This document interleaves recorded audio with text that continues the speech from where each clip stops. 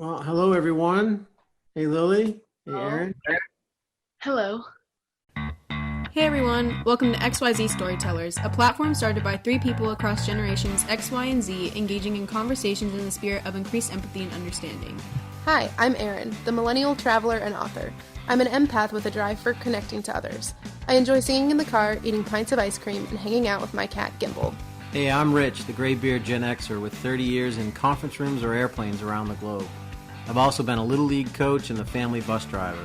This podcast is a way for me to have the types of conversations that just don't happen enough in my day-to-day life.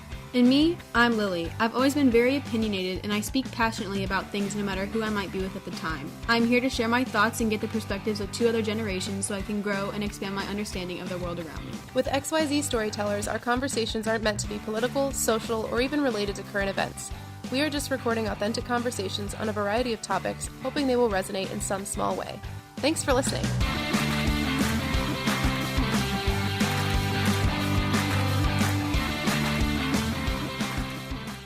On to another week as we get further along in the podcast series. I'm not sure which episode this will be, but today's topic is patience. And it was something that occurred to me while I was sitting in traffic. And I had just had a conversation with one of my coaching clients who is relatively new to their career. And they were talking about how stressed they were related to, the movement and what was happening in their first months or weeks in their new job. And it occurred to me that, being stuck in traffic, I was feeling particularly impatient. And at the same time, I was also had just come out of a coaching session where I had talked to them about being patient in letting things play out. So for me, I wanted to talk about patience with the both of you and see where that might resonate with each of you. And so hopefully we'll have a great conversation today. So Lily, when you think of what I just mentioned, patience in the context of a career and patience in the context of being stuck in a traffic jam, what came to mind when I brought that up? Well, with the two contexts, obviously very different things because when you're stuck in traffic, it's not necessarily like, oh, just give it time, like it'll happen eventually. It's not that type of patience. It's just you have to be patient with the people in front of you because sometimes they just don't coordinate and you're just stuck. And then the type of patience that you talk about with like a career, it's like the opposite. You kind of just have to let everything fall into place and you just have to get through everything without rushing, because I feel like the last thing I want to do whenever I'm starting my career is pressure myself to get to my ultimate goal. And I just feel like patience is a really strong thing that you have to have. Otherwise, it's just going to get very frustrating. But do you find yourself feeling impatient in the moment or impatient in a time frame? Definitely right now, and like this specific time frame, because I'm a junior and I just want to graduate and go to college. I'm kind of over the whole high school thing, but that's pretty normal, I'm guessing. Very normal from Yeah. experience, recent experience. It's funny, Rich, that you used the being in traffic, because one of my favorite, and you'll have to forgive me, I'm a little under the weather, so I sound a little bit more manly than my normal self. But one of my favorite visuals about mindfulness is, and the question that mindfulness kind of can sprout from is, if you're sitting in traffic, why complain about being stuck unless you can fly? And it's just this very grounding metaphor for realizing, oh, if there's nothing I can do to change this right now, then there may not be anything to be stressed about. And I think patience is kind of enveloped in that. Like if there's nothing that you can change in this moment, in this instance, then you shouldn't stress about it. So kind of mindfulness, patience, kind of a grounding in recognizing the balance in life and realizing when you can and cannot affect change. I think patience is both waiting for things to happen, waiting for things to come to you, but it's also being patient with yourself and recognizing that now might not be the time, and being patient with yourself as you learn to grow. So there's kind of two different types of patience in my mind. It's waiting for things to happen to you and waiting for you to get there yourself, if that makes any sense. Mhm. Yeah, it definitely makes sense. I mean, I think, in the context of the work I do with the younger, professionals, patients, you can't bend time, and you can't accelerate experience. I mean, as much as we live in a digital world, and we were talking about this, I think, in another context, about you could just do a Google. I mean, the idea of preparing a report when I was younger, right? In the analog days, back when, before the internet, you had to plan your trip to the library. You had to go and look at the card catalog and it took time for you to get through that exercise. And now it takes almost, you could get all of your citations and all of your sources for a term paper inside of 15 minutes of Google searches, right? And there was an element of that experience of going through just the exercise of gathering information in that analog way. You were internalizing things, you were forming your paper, you were doing things, and along that, just with the passage of time, you were getting closer to your goal of understanding the topic versus the element of, I did 15 minutes of Google searches and now all of a sudden I'm ready to write my paper. And so, in the digital world, this idea of having kind of analog patience, you can't cook a cake if it says cook for 30 minutes at 350 degrees. You can't necessarily say, oh, I'll just cook it for 20 minutes at 500 degrees. I mean, things sometimes, it needs time to cook, it needs time to bake, and you can't rush it. So I think there's these two distinct differences of patience of time and patience of skill then. One coincidentally requires more time than the other. Patience of time, you have a deadline, you have at least an end in sight for most things, like baking a cake. But patience of skill, you have no idea how long that could take, whether you're waiting for someone else to develop something or putting pressure on yourself to develop that. There's that sense of patience that you have to have with that development that may not have a necessarily strict endpoint in terms of longevity. That's kind of interesting to me. I hadn't thought about it that way. Yeah, so occasionally I'll get on TikTok and do a recording, and the thought that I had around patience is sometimes you just need to be persistent. You need to let it happen. And the idea, the context with which I offered it was, I wonder how many people didn't go into a career because they gave up on it sooner than they might have. And if they had just stayed around a little bit longer. I know for me, so if I wanted to bring it personal, through my career, I watched my father, and he had gone through a number of different challenges with his work, and feeling like, he was in a position where he wasn't able to make a change. And, my sense is at times he felt like he was stuck in the job that he was in. And I had observing that, and that may or may not have been the proper interpretation, but that was my interpretation, was watching my dad and feeling like he felt stuck in the job that he was in. And so I made kind of this promise to myself. I was never going to stay in a job where I felt like I was stuck. I was always going to have the ability to choose something different. And I got that mentality. And early in my career, I changed jobs a number of different times, thinking that it was the best thing to do and thinking that things definitely wouldn't have gone the way I wanted them. And in hindsight, I do think, I don't have any regrets, but I do think that there were probably a couple of instances where I left earlier than I might, and that if I had just stayed with it a little bit longer, I could have had an opportunity that maybe I didn't see. And I got that from watching the colleagues that I let, that were still there when I left, and watching where their career path went. And so there was a part of me that looked back and said, you know, if I had just been a little bit more patient, a little more persistent, and a little more resilient. And so, you know, I kind of had this naive look at my ability to change jobs as a good thing, but it did make me less patient in some ways. Does that make sense? I didn't feel like I was stuck, so I could make the move, so I did.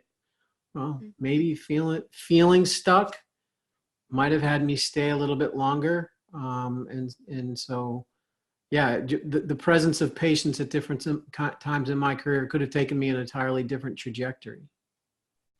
So sometimes I feel like, I like what you said about us cutting it short before we actually give it a shot. And that makes me wonder about this level of patience that we have for ourselves versus for others. Lily, I'm kind of curious to get from your perspective too, because I often feel like, you know, if I'm sitting down and looking at job applications or school applications, and I think, well, I think that I could have a lot of potential here, but I don't think they're going to be willing to give me that time to learn and grow before I'm really ready for it. But I don't think, looking back now, that should have discredited me, and I don't think it would have, but I didn't even try because I assumed that they wouldn't give me the patience that I knew I needed. I'm hoping you're able to follow this because it makes zero sense to me.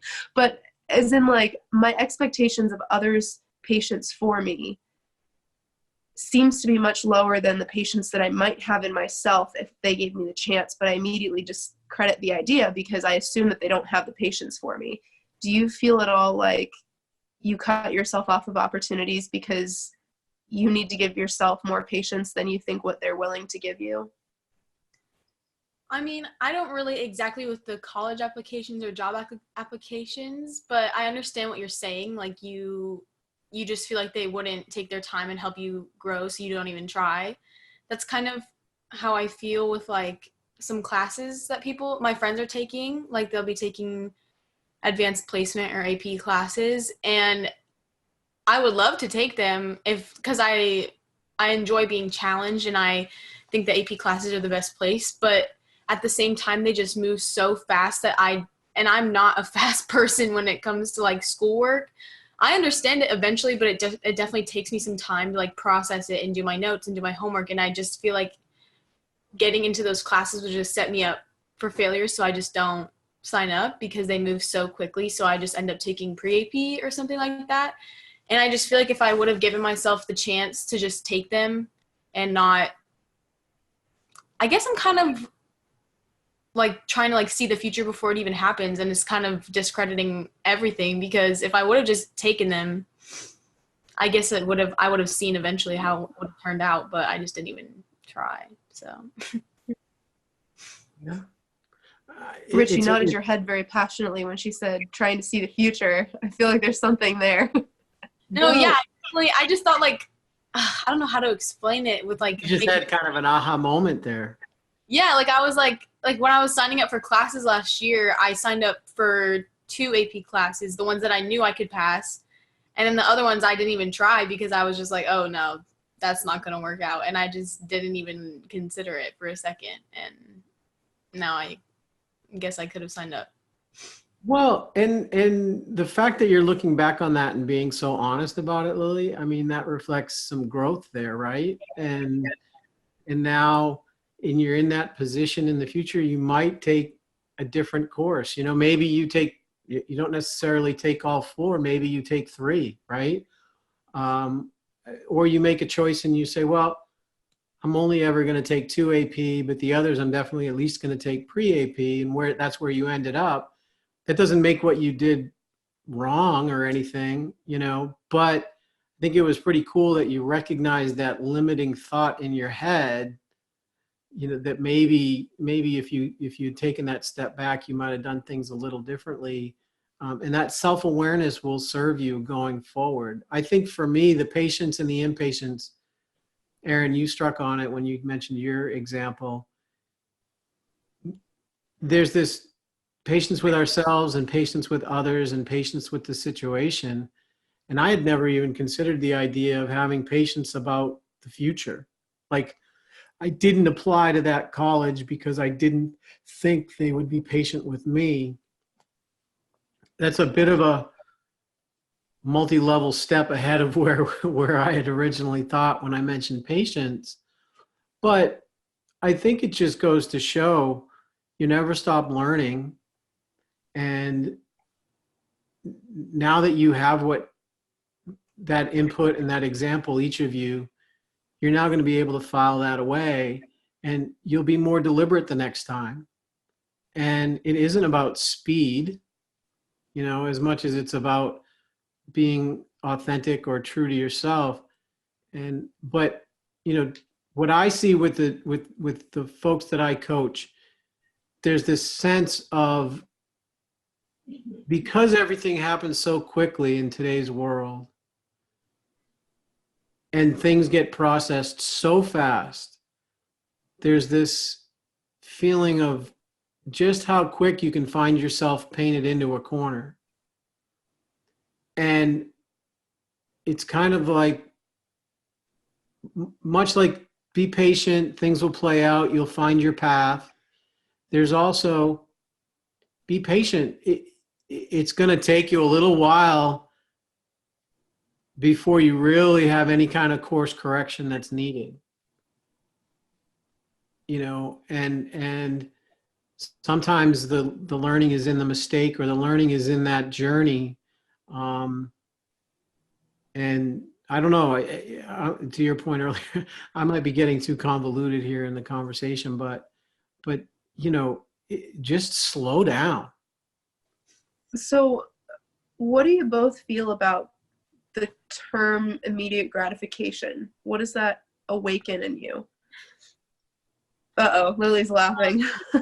No, it's nothing like serious or like profound, but we were talking about this in psychology, actually. I'm in psychology, if you didn't know.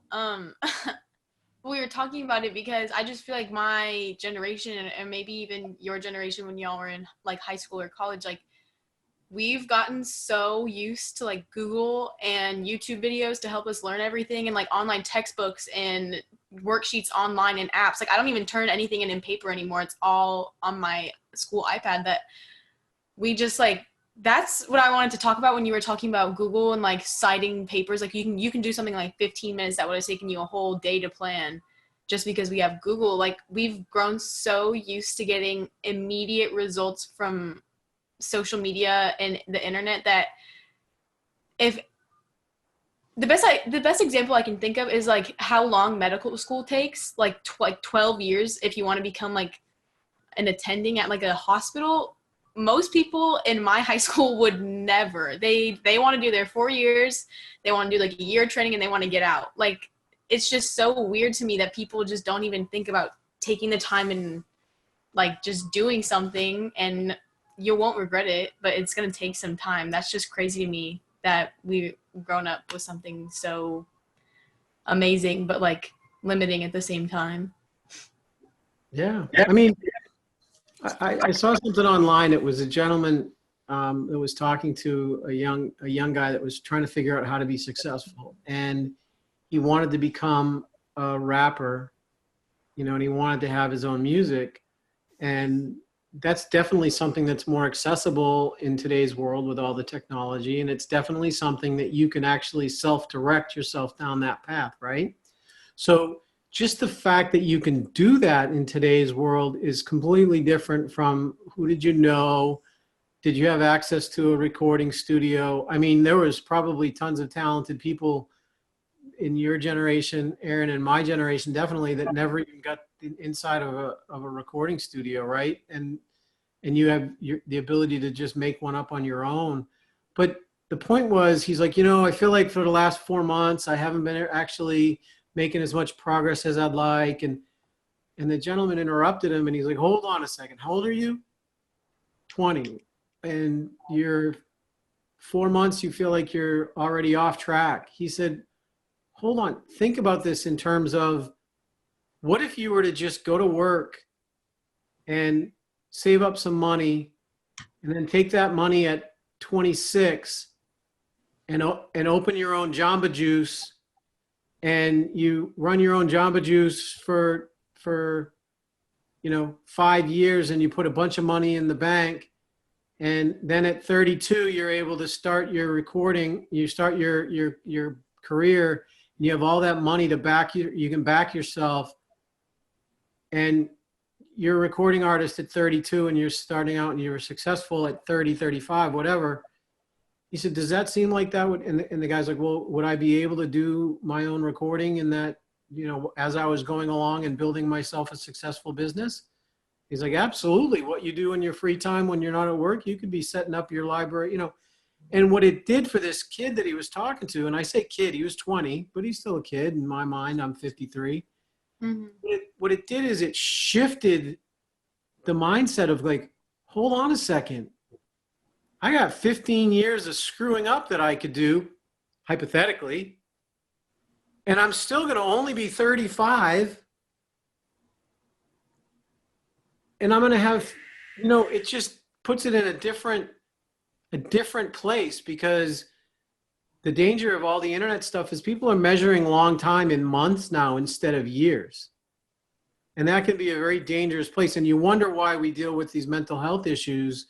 Everybody is going through their midlife crisis at 23, because if you count how many months went by, they're thinking and ruminating at a faster pace than anybody ever reflected or did scorekeeping on themselves in any generation before yours, Lily.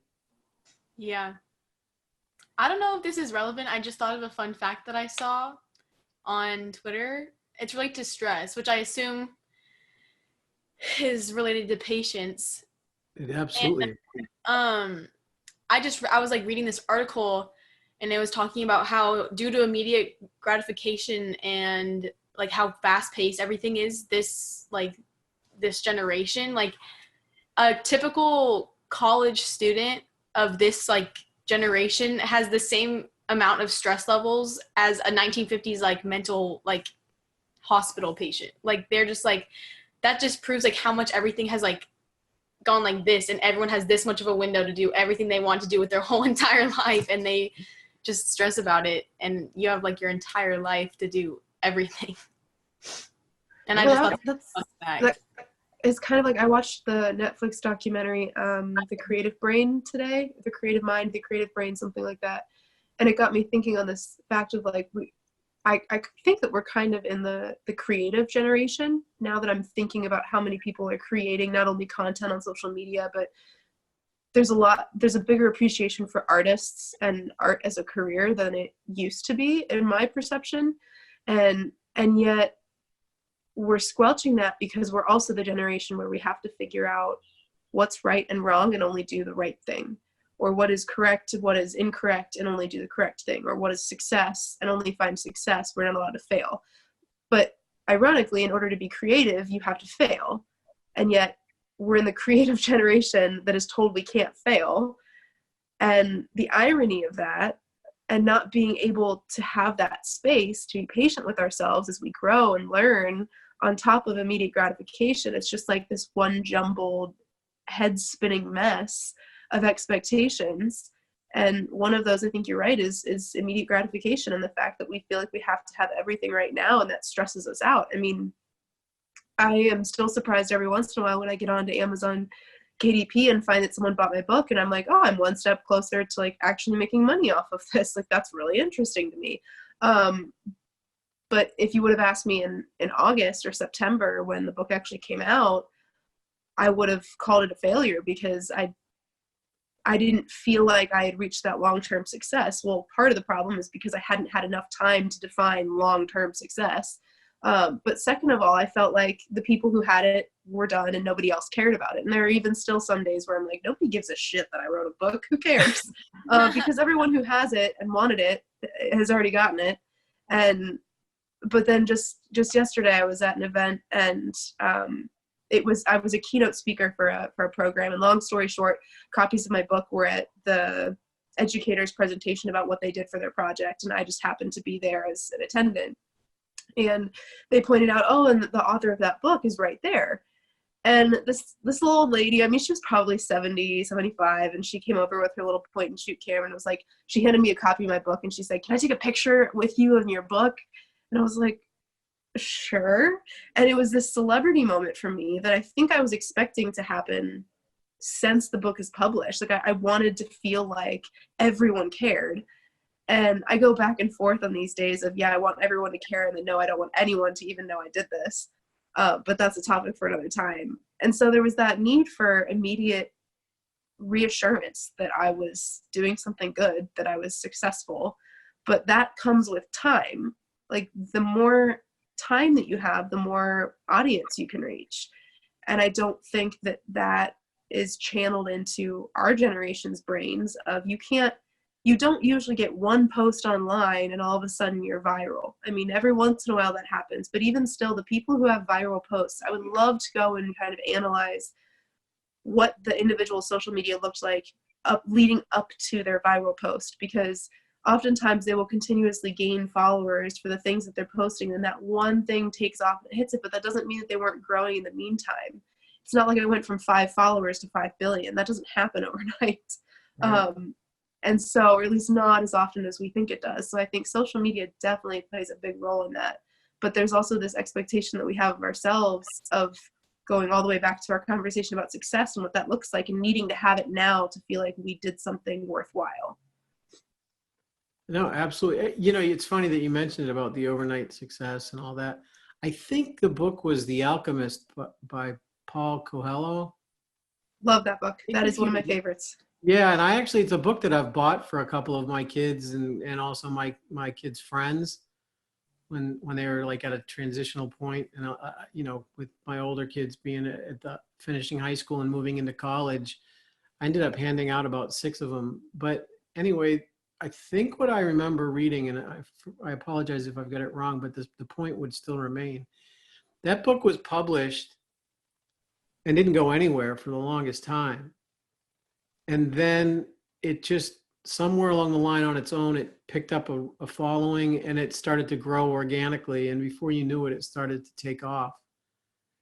And the point I'm trying to make is that your book as an example, you don't even get into that airspace if you don't have the book published. So a big chunk of that journey, yes, you were able to, you gave birth to that book, and you want that time frame and everything else to just continue on that same trajectory from where you went from living it to thinking about it to writing it to publishing it. But then once you put it out there, it's not on your it's not on your time frame anymore. You know, and it's kind of neat that you've got someone reminding you of that every once in a while when you start to doubt, and that all of a sudden then you'll have someone who will want to get your autograph or something. You go, okay, it's out there, things will happen. And who knows, a year from now, it could just all of a sudden resonate for some reason, and then all of a sudden it takes off, and you didn't have anything to do with that change in trajectory. And I'm not saying don't do your book signings and all that. You have some level of control. But you mentioned overnight success. It was always funny in the old days. People would have, oh, here's so-and-so, he's an overnight success. And you're like, if you only knew how many honky-tonk bars I played at, and how many times I sat with 12 people in the room and I was singing to them, and then all of a sudden things just started to take off. As far as everybody else's consciousness, that person's an overnight success, but that person spent years putting themselves in that position, right? But to that point, in that generation of mine years ago, there was no such thing as an overnight failure. And Lily, it goes back to your earlier point about the speed in which things happen. Your generation starts to get this notion of not only do I want to be an overnight success, that overnight success is normal. And if I don't get overnight success, I'm an overnight failure. And it's that daily cycle of I should be better. I should know exactly how I'm better today than I was yesterday.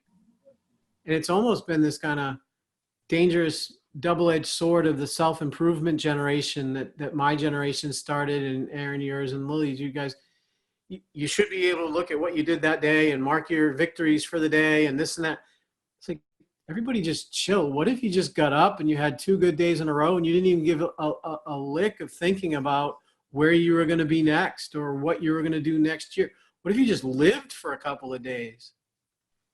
There's some So- days you just want to go through it. You don't even want to think about it. And there's nothing wrong with that. But I think your Lily- generation feels like you're losing ground if you're not thinking about it every day. Yeah. So I just had a thought, and I'm thinking Lily might be able to relate to this in terms of understanding personally the the pull towards immediate gratification, but also feeling like we can't own our successes or that we shouldn't. So Rich, you're kind of making me think that, when someone says, oh my gosh, this is incredible, you must be so proud, and we go, oh, it was nothing, like we kind of downplay it. Whereas when we fail, we really relish in it. Do you think, Lily, that has anything to do with our need for immediate gratification? Because we assume that success has to come easily and failure comes much more difficult. Like, does that make sense? Yeah, it makes sense because when we succeed and other people are like, oh my gosh, congratulations, like that's amazing. You don't want to be like, wow, thank you so much. Like I put so much work into it. Like I really appreciate that because this was like the hardest thing I've ever done, because then it looks like you're struggling and you don't want to seem like you're struggling. So you're like, oh, like it was so easy. Like don't even worry about it. Like it's fine. And then when you fail, it just feels like this whole thing just like is over. And you're just like, why did I even do that in the first place? Like that was dumb. And then that's usually when people start giving up, which is kind of like the whole point of success is keep going after your failures. And people love to say that, but they don't actually do it. Like they love to tell people don't give up, and then they fail once and they're like, oh my God, that was a terrible idea. I'm never doing that again. And then it's kind of just like, well, why are you even trying if you just expect to succeed? Like it's just this a whole immediate gratification is just like not a good idea because it's just so bad. I don't know. So do you think if we relished in our successes more frequently and we express to people, yeah, thank you for the compliment, this really took me 3,000 hours and all this blood, sweat, and tears, like thank you, do you think that we would feel as drawn to immediate gratification if we recognized every single time someone was successful how much work went into it? Because I don't think we would. No, I don't think so. I mean, I think it's just a matter of thinking in terms of a lifetime, and in the spirit of, let's say, 80 years. I mean, 80 years is what, 365 times 80 is 32, 29, I don't know. Let's say there's 35,000 days in your life, right? So is there really a huge difference between 1 out of 35,000 days and 14 out of 35,000 days? No.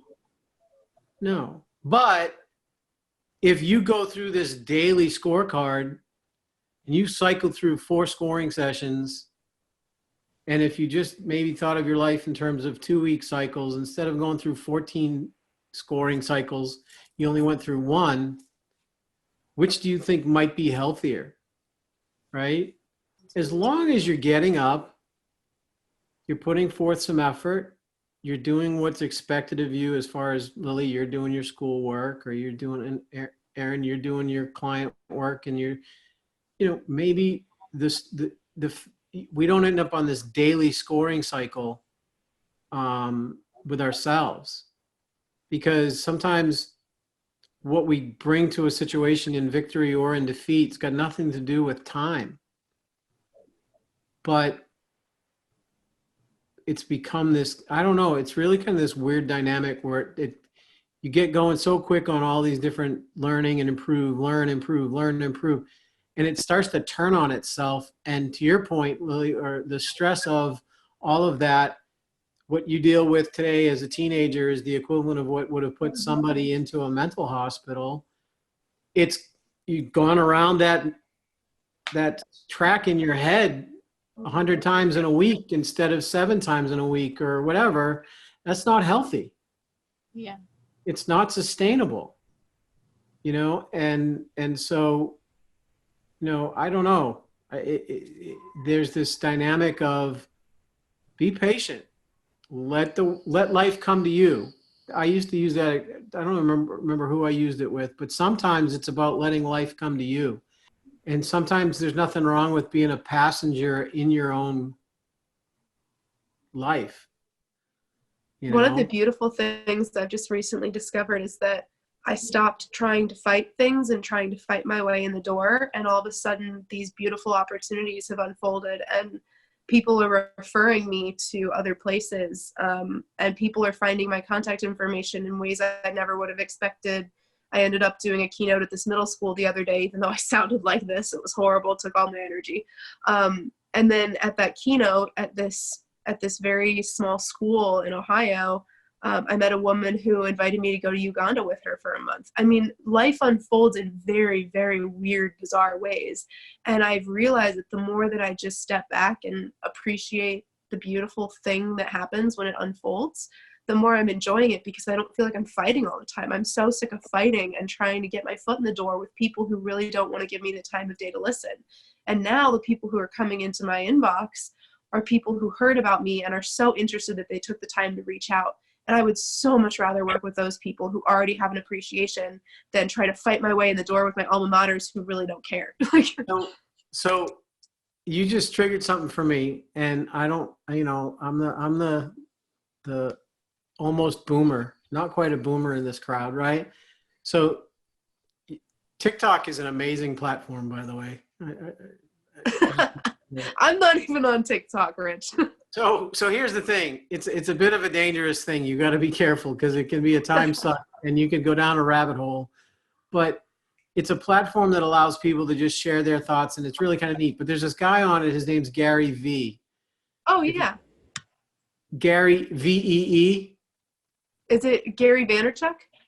I don't know. He's like an early investor in Facebook, and he's been very popular on YouTube for like decades. Go to his YouTube. I mean, he's hugely motivational. Okay. That's the same Gary Vee. Well, so he's found this platform, and he just is like, he's found TikTok, which gives him another thing. But when you were talking just now, he made this point.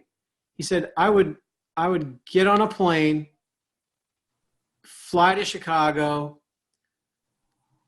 get up into the lobby, go to this meeting with these executives. And he said, I would be 10 minutes into the meeting of what was supposed to be a 1-hour presentation. And he said, and I would end the meeting, and I would walk out. I would thank them for the time, and I would say, not interested, shake their hand, and leave. And his point was, I refuse to convince people that they want to work with me. He said, stop trying to convince people to work with you.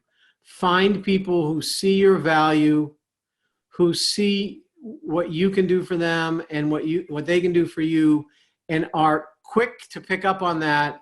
And, clearly that woman that told you that she wanted to go with you for a month to Uganda, she very quickly keyed in. I mean, you and I were talking together for 5 minutes at the store, and we clicked right away. And I'm like, there's something here. And we both went with it, right? So I think that's when you said that about I'm tired of trying to convince, then don't.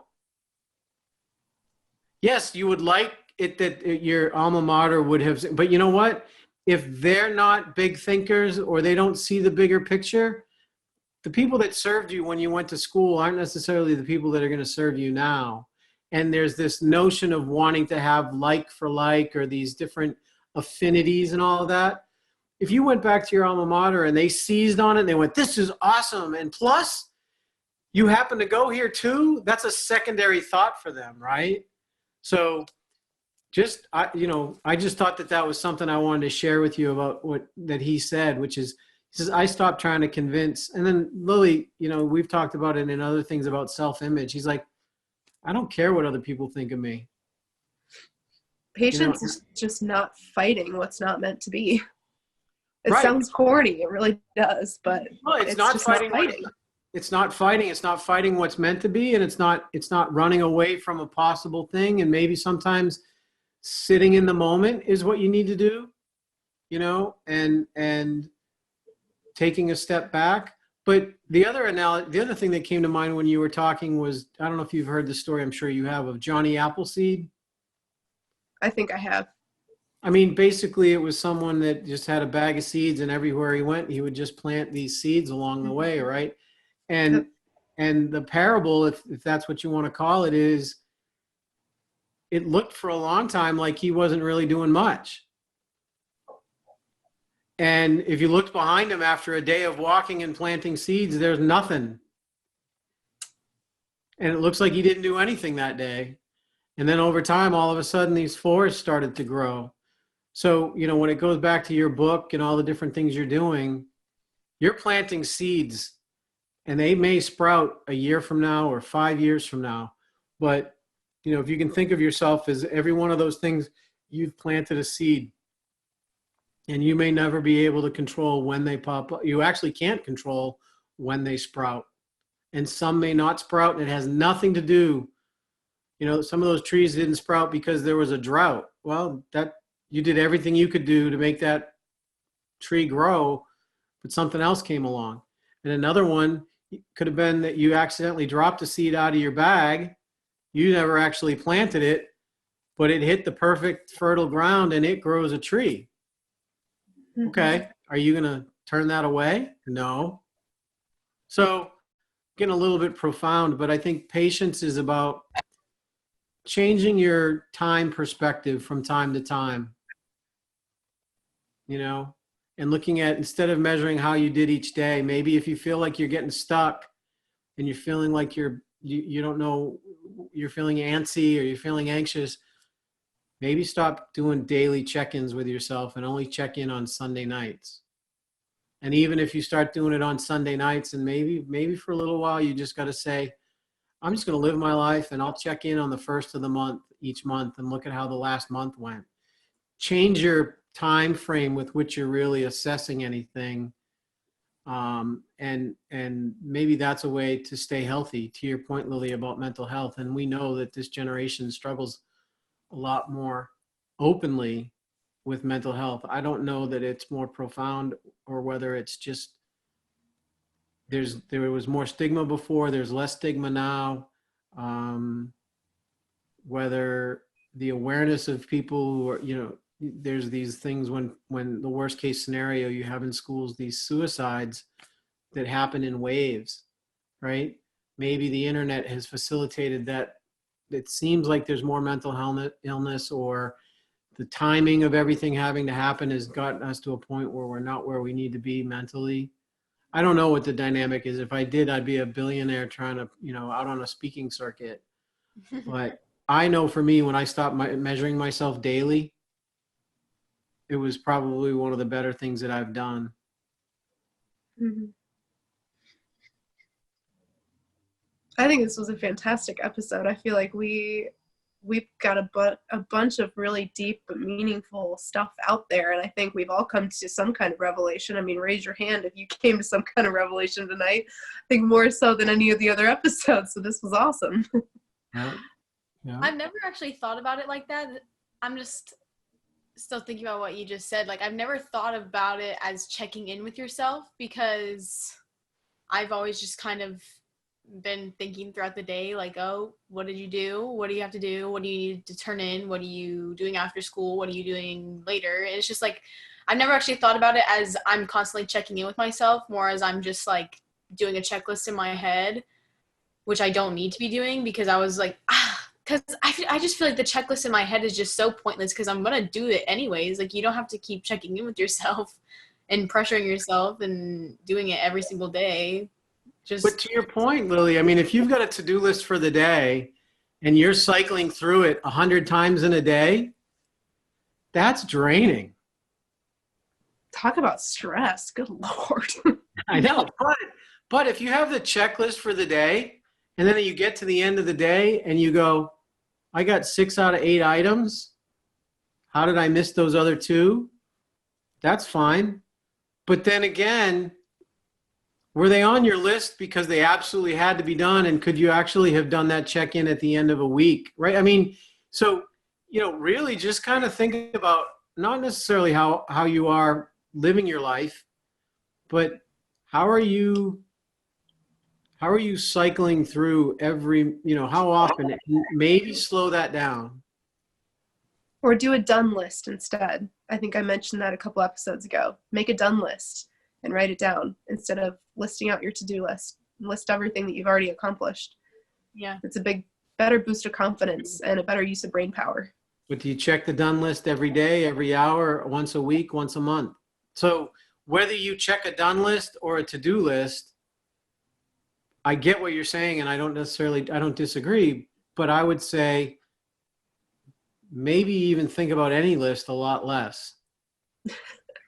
I like lists, Rich. They make me feel organized. I read this thing and I don't know. I think it was actually a YouTube video and it was just like someone just like talking, but they were talking about to-do lists and how like an empty list with a whole bunch of boxes next to it is just so intimidating at the beginning of the day. You feel like you're never going to get any of it done. They said put like 3 or 4 things at the very beginning of your list that you've already completed for the day, because it makes everything just seem so much easier because you already have 4 things done and then you have everything else. And it's just like a psychological trick to just like make yourself seem like you've already done something. Yep. That goes to Erin's point. I mean, when you make a to-do list, and that's something that has been around for a while, Lily, about make a to-do list and put the first 2 items on the list, things you've already done, so that as soon as you get back to the bottom of your list, you can go back to the top of it and mark the first 2 complete, and you already feel like you've started the ball rolling.